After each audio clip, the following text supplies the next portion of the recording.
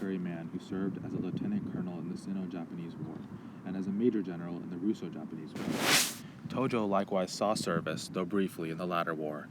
In 1915, he graduated with honors from the Army War College and was subsequently sent abroad for 3 years of study in Europe. After his return, he served as an instructor in military science at the War College. Tojo came to be known as Kamesori for the sharp, decisive, and patient qualities that he manifested as he rose rapidly through the military hierarchy. He was assigned first to the War Ministry and subsequently to the General Staff and various command posts. Promoted to Lieutenant General in 1936, Tojo became Chief of Staff of the Kwantung Army in Manchuria, where he worked effectively to mobilize Manchuria's economy and strengthen Japan's military readiness in the event that war broke out with the Soviet Union.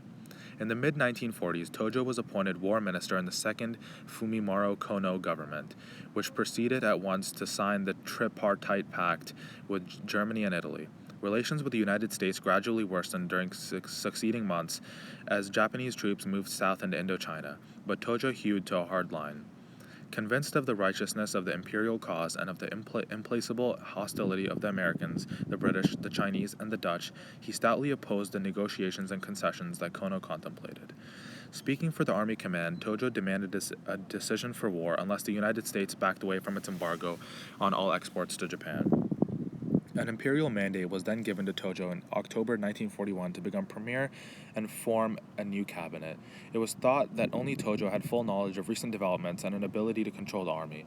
Tojo was given an imperial command to wipe the slate clean, review all past decisions, and work for peace.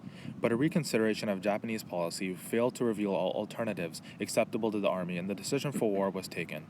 Within hours after the surprise attack on Pearl Harbor, Tojo broadcast a brief message to his countrymen, warning them that to annihilate this enemy and to establish a stable new order in East Asia, a nation must necessarily anticipate a long war.